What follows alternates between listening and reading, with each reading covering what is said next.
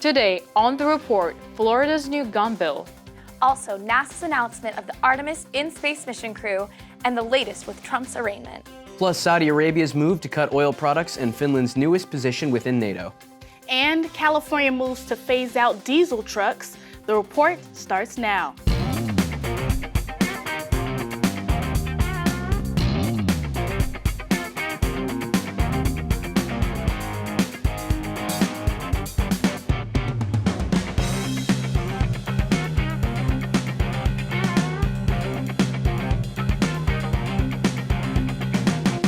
Hello, I'm Shelby Martin. I'm Noah Sakatis. I'm Alexis Ray. And I'm Elmira Darmanian.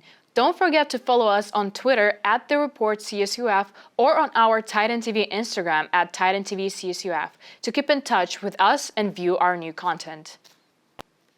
Earlier this week, Florida's Governor Ron DeSantis signed a bill behind closed doors allowing residents to carry concealed guns without a permit. The law, which is effective as of July 1st, means that training and a background check is not needed to carry concealed guns in public. DeSantis has been receiving heavy criticism toward the new policy, as it's only been 1 week since the Nashville mass shooting. Gun safety advocates project that the law will only make the state more dangerous, referencing tragedies such as the Parkland and Pulse nightclub massacres. However, Republicans claim they should have the right to carry guns for protection, and despite the new bill, most people will still want to get permits as it gives them the power to conceal and carry in other states. NASA has announced the 4 astronauts who will fly around the moon on its Artemis II mission. The crew is planned to be the first astronaut team to reach the moon since NASA's previous lunar mission some 50 years ago. At this time, the flight log consists of Mission Commander Reed Weissman, Naval Aviator Victor Glover, Royal Canadian fighter pilot Jeremy Hansen, and engineer Christina Koch, who holds the world's record for longest spaceflight by a woman. The 4 astronauts will be the first to fly NASA's Orion capsule that will lift off out of NASA Space Launch System rocket from the Kennedy Space Center in Florida. Expected to begin no later than November 2024, the Artemis II program will serve to test the Orion spacecraft's electronic systems. The mission will embark on a 10-day journey around the moon and back with hopes that their success will pave the way for further lunar exploration, such as the Artemis III program. The final phase of the Artemis project, known as the Artemis III mission, is expected to occur by 2025 and aims to land people on the moon for the first time since Apollo 17 mission in 1972.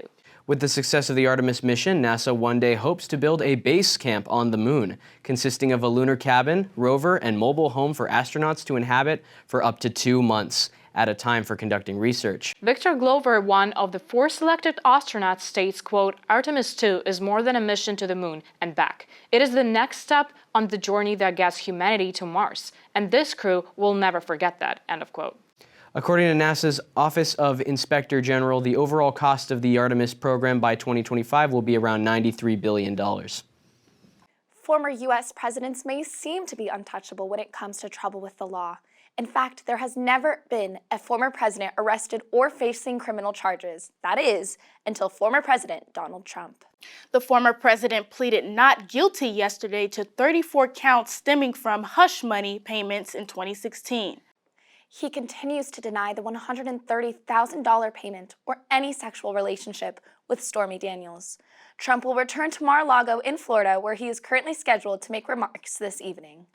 Currently, it is unknown how this will affect Trump for the upcoming elections. The judge overseeing the criminal case has set Trump's next in-person hearing for December 4th, just 2 months prior to the official start of the 2024 presidential primary calendar. Saudi Arabia is leading nations in oil reduction. The country took the world by surprise several days ago when they announced millions of barrel cuts to their oil production starting in May. Saudi Arabia and other representatives, including the United Arab Emirates and Iraq, announced this without warning.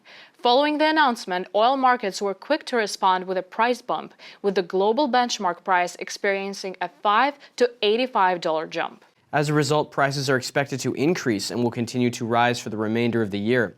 Price bumps are said to be a part of Saudi Arabia's plan, as oil analysts predict the increase to be a notice of setting a floor for oil prices. Last year, when the oil price jumped, gasoline prices jumped, with it setting an all-time high record by averaging $5 nationwide. With tensions rising, the relationship between the U.S. and Saudi Arabia has strained. This is especially concerning given the country's close partnership to China, which holds direct oil deals through a strong diplomatic relationship. On April 4th, Finland was officially welcomed as the 31st member of the NATO military alliance. Finland's membership is acknowledged 74 years after the NATO organization's original founding in 1949. The North Atlantic Treaty Organization will require Finland to increase its military capabilities and would ensure its defense by NATO's member countries should it come under attack. Despite Finland's long-held neutrality since its defeat by the Soviets in World War II, the country's request for NATO membership came amid fears of the country's security following Russia's invasion of Ukraine in February last year. Finland's neighboring countries, Sweden, also has avoided the military alliances for 200 years, but it is awaiting membership approval from NATO members, Turkey and Hungary. Finland's addition will more than double the size and security of NATO's border with Russia, prompting the Russian government to respond by stating they will strengthen their military's capacity.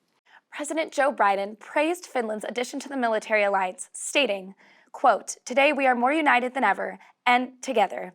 Strengthened by our newest ally, Finland, we will continue to preserve transatlantic security, defend every inch of NATO territory, and meet any and all challenges that we face," end quote. As a part of California's plan to lower planet warming emissions and improve the quality of air, the Biden administration has approved California's plan to phase out most diesel-powered trucks. With California having some of the worst pollution in the nation, the U.S. Environmental Protection Agency, or EPA, will allow the state to require truck manufacturers to sell zero-emission trucks over the following decade. The new rules are aimed at companies that make large quantities of trucks. Therefore, companies with less than 50 trucks in their inventory will not be affected and won't have to abide by the rules. The EPA typically sets regulations nationwide for emissions from passenger cars and other vehicles. However, California has historically been granted waivers to push its own stricter standards. The transportation sector makes up about 40% of California's greenhouse gas emissions. With this in mind, Governor Gavin Newsom also enacted a ban on selling cars that run entirely on gasoline by 2035. However, the EPA has not adopted the rule. So, regardless of what spectrum we lie on for gun rights, is this law wise? Personally, I don't think so. I think at a time right now that, we have an influx of mass shootings. Every week on this show, we're talking about another mass shooting. This is the first week in, since the beginning that we haven't talked about it. And when you're looking at the fact that it's so easy for someone to gain access to a gun without a permit, you can have an 18-year-old or a 21-year-old. It can fall into the hands of someone who's not mentally capable and someone who shouldn't be able to handle a weapon like that, especially, if they're not doing any background checks. How do you know this person is stable enough to handle that responsibility? Yeah, I completely agree. And also I think that the initial concern about this whole situation is, once again, you've mentioned about the mass shootings we have every single week that we film. It's just, I don't think it's right. And every time we talk about a mass shooting, we mention how the gun restriction, like the gun laws should be restricted. And now this is literally the opposite of what we've been talking about.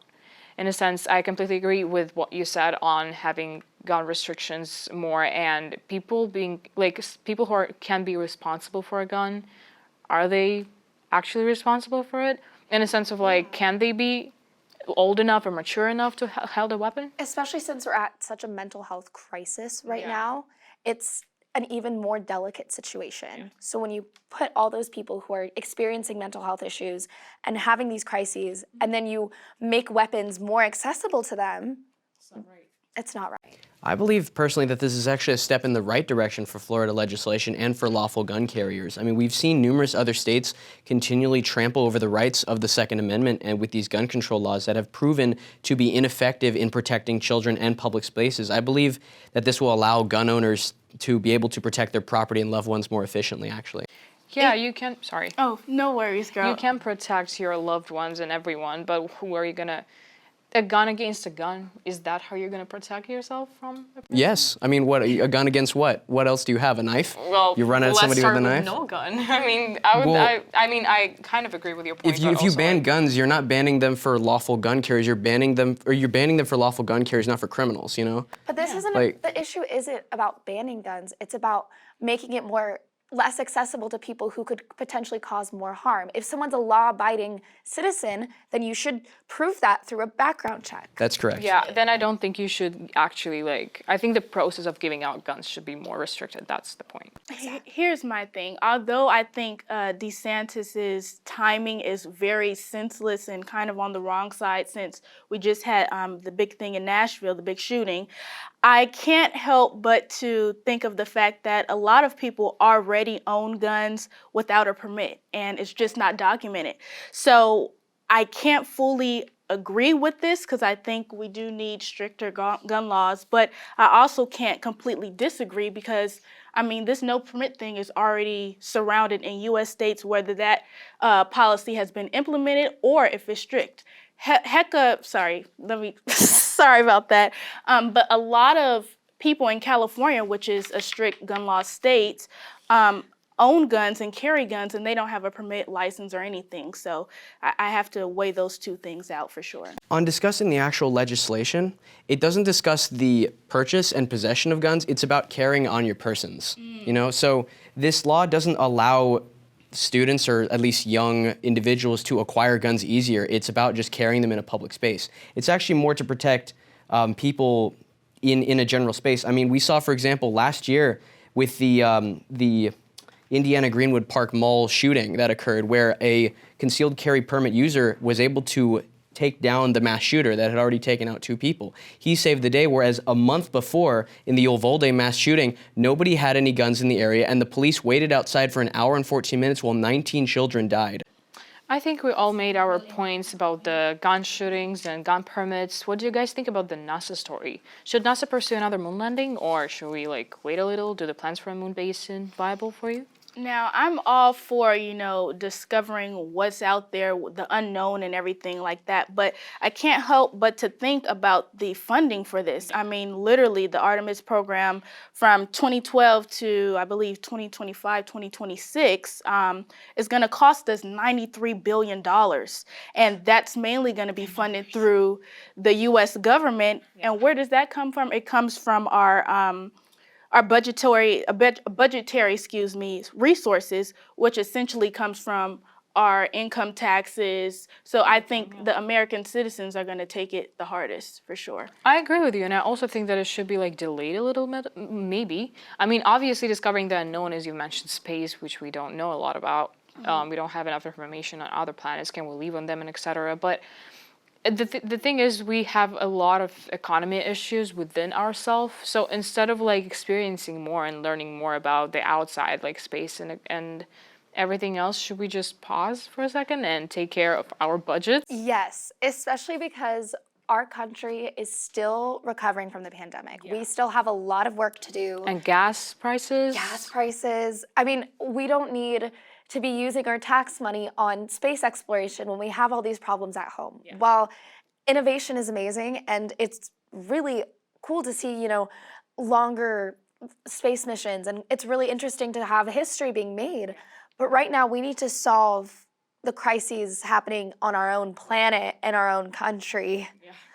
I personally think the government's funding of NASA is actually being well spent. If the plans are to eventually reach Mars, NASA's focus, I think that should be the plan. I mean, we're seeing a lot of divisiveness and hatred around the country. I think that a new mission in space would bring people more together, because that's not a partisan move. That's something that we can all come together and reach a common agreement on. But $93 billion? Yeah, and I think out of our pockets. I know, and we've sent so much more money to the war in Ukraine. I think we should get rid of that first before we even discuss the space mission. So there's a lot more give and take there. All that we agree on is, should the government focus be elsewhere? Yeah, the budget. True. The budget of its people. Yeah. So what do you guys think about Trump's situation, the law, the court, sorry, everything going on? Do you have any opinion on that? I think his character has severely come into question with this arrest. I mean, how can the Republicans at this point trust someone who now has an official criminal record? It just doesn't make sense. Yeah, that's true. I think it will influence his future career a lot. I just don't think. I think honestly, Republicans may not change their opinion towards him if like court proves that there is nothing reasonable to be against. Like, you know what I mean? I hope it makes sense. I don't want to say that the things that he did are like. I don't really know how to express myself on that. Yeah, because I don't. No. Yeah. For sure. My thing is, I don't really, in all honesty, I don't think this is going to affect his ability to run. I mean, I think he has such a strong support system with the Trump supporters, and then so many Democrats have been frustrated with what Biden is doing for us. So I think if Democrats decide not to go to the polls and not to vote, Trump is just only going to have an advantage. I mean, his supporters are full throttle. So the experience is so much through better. thick and thin, whether he's in cuffs or not, I think they're putting that vote in regardless. Yeah, that's what I was trying to That's say. true, yeah. He has such a strong and devoted following that honestly, this might give him more publicity because when you see how loyal they are and they see that, you know, he ended up like, if he ends up not being arrested, if he ends up not facing the full charges, then at this point, his supporters are going to be even more enthusiastic. They're going to say like, oh, look at where he is now. They tried to put him through this. They tried to do that. And they love making this like hero narrative from it. And I think that will only add to it. And I think that will only fuel their enthusiasm. And I mean, like you said, with the frustration with the Democrats with Biden, I think this election is going to be very interesting and unfortunately very entertaining as the last 3 elections have been. So you think that Trump's indictment then was a bad decision on the part of New York law enforcement?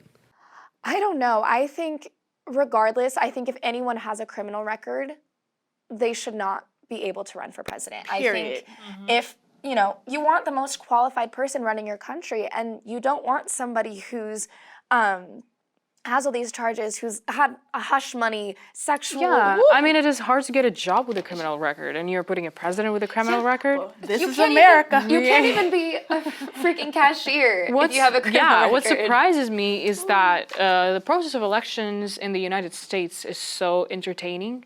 Because when I was back at home and I was watching elections, the previous ones, and I heard people blaming my country for having like the result of the election when Trump was chosen, if I'm not wrong. Yeah, Russia. And people were like, Russia like influenced the U.S. election, and it was so funny to me because we can't even influence our own election. We have been having the same president for so long, we can't do anything about it. And yeah, it's just very entertaining, which is sad because it's politics, and I don't think it should be funny. But yeah, should we move on to the next point? I agree. We should move on. Speaking on overseas politics, let's discuss the Saudi Arabia cutting its oil. So should the U.S. be worried then about their relationship with Saudi Arabia after the new raise in prices, the cut in oil? I think, do you guys want to? You go ahead. Yeah, if you want to go ahead, go. Oh, okay. So I'm not fully familiar with how the oil industry works, but the research I did do, it seems like most of the U.S.'s oil is imported from Canada, and Saudi Arabia has the lower percentage. So I'm not quite sure how impacted we would be just because it's that lower percentage. It's true. Most of the oil that goes from Saudi Arabia, it goes all over the world, if I'm not wrong, and also like Europe is supported by Saudi Arabia with oil. China, I think Europe also gets its oil from Russia, gas, not oil, sorry. So I think that this will bring some changes to U.S. economy and oil production, but I hope they will not be as noticeable as because an economy struggles all over the world right now. It's not like it's a surprise for us, and I just hope it won't affect us as much. That's what I hope for. Yeah, I hope that it doesn't affect the already crazy gas prices. Yeah, which it probably will, but we'll go through this. Hopefully it's super low. What do you guys think about Finland joining NATO? Any ideas? Well, the initial concern was, will Russia make any major decisions, or will they enact any serious response to Finland joining NATO? I don't think so. I don't think Russia's bothered at all. I mean, they're just going to keep harvesting Russian soldiers and Wagner mercs to fight in their war in Ukraine. I don't think this is going to do anything. If Russia were ever going to make a move against NATO, it would have been when Germany declared war on Russia a few months ago, or the whole the Ukrainian drones crashing in NATO territory and then blaming it on Russia. I think if anything is going to start a war between Russia and the West, it's not going to be Finland joining NATO. What honestly surprises me every time there is some kind of war action going on, I'm not like defending Russia right now. I'm just saying every time there's a war action, will Russia be in this?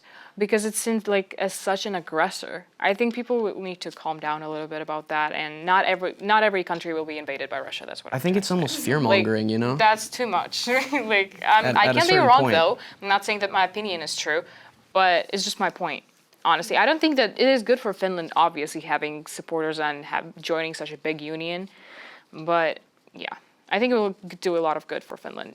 Yeah, and I think also part of the fear-mongering with Russia has a lot to do with, the things we learn in history class and what we take with us as adults. And I think a lot of that has to do with maybe just sort of with everything going on in Ukraine and all that. It's definitely put a lot of passion behind people's opinions on these things. And it's definitely created a bit of chaos surrounding it, for sure. That's true, but also like history lessons, every country has different history exactly. lessons. We don't have this most sparkling history. Yeah, and it depends. I think it depends on the country and on the perspective they're trying to put into their kids. Absolutely. Because from the young age, we're being influenced and manipulated. Like, if you watch Russian TV, US is bad. If you watch US TV, Russia is bad. It's just like it depends on the country you live in and what country you're trying to support. And I'm just saying that good for Finland. That's all I'm trying to say. Yeah, absolutely. For me, though, I think the U.S. should be joining with countries that have strong military resources. I mean, we can't afford for Finland to be attacked by Russia and then they're solely depending on America to go back. I mean, we've done it with Ukraine. We can't continue to be we are the world, because it's just really affecting our economy and us U.S. citizens here constantly dishing out money and resources. I mean, how much can we do? It's the globalist agenda. It's this plan to unify the West and Western Europe into this world government. And while unification is something to be proud of, countries banding together, we also have to think about the fact that America has gotten itself involved in many situations globally that it does not necessarily need to be involved in, because people still need to be taken care of. Its citizens need to be taken care of. Exactly. And it's at a point now where we want to help others, but there's a way to do it, hopefully. Hurting yourself. Yes, yeah. Because but also like building your image on the world arena is very important for every single country. So I think your point is true, but sometimes it's just like necessarily important to join into like the conversation about that is going on. What do you guys think about California plan to phase out diesel trucks? Is it fair enough? I think it's fair, honestly. Because one biggest difference that I've noticed when I came to the United States is the fact that nobody walks. Like, when I was growing up back at home, I had a driver's license, but I would never use my car because what's the point? I can literally take a 5-minute walk. And honestly, as it is mentioned in a story that the air pollution is really bad, one of the worst ones in the United States, one thing that will help, public transportation, for sure. If you improve your public transportation, everyone will be using it. It's so much cheaper. The amount of money on gas, everybody will say, it's crazy. So I think that should be improved. Yes, but one of the biggest resources and one of the biggest things that we need to focus on when it comes to making safer public transportation is it safe enough? Is it accessible enough to different communities? Our cities are not walkable, especially when you go to the suburbs and different parts of Fullerton. Even here, it's only walkable when you're in this little bubble of campus, and you can go to maybe Wabagirl. That's about it. So by improving our public transportation, we have to start with accessibility, safety. Yeah, and I also think it should change the mentality of people, because the mentality of people in Europe and like Eastern Europe, it's completely different. Like, oh, I'll take a 30-minute walk here. 5 minutes walking? Absolutely not. I'm Ubering. That's how people are. That's literally what I've heard. People frown upon public transportation. Yeah. Generally around here, though, near south of LA, it's not safe at all. I mean, the top 10 most dangerous locations of California as of 2023, Stanton, which is right down the street, is the third most dangerous location in California. I mean, we have crime rates through the roof right now. Somebody was just stabbed the other day on the Metrolink, the Orange County Metrolink line.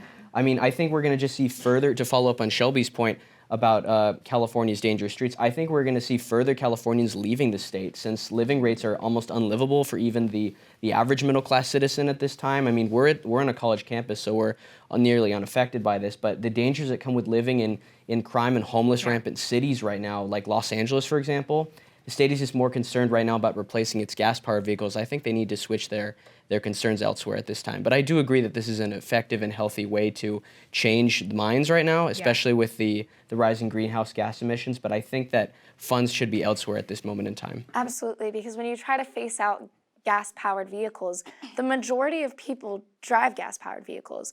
You know, there's a lot of like money that comes from those vehicles. That's livelihoods, jobs. There's a whole industry, and phasing out that industry would hurt the economy, while also, you know, part of it has to do with helping the environment. So we're on a very slippery slope right now, for sure. Yeah.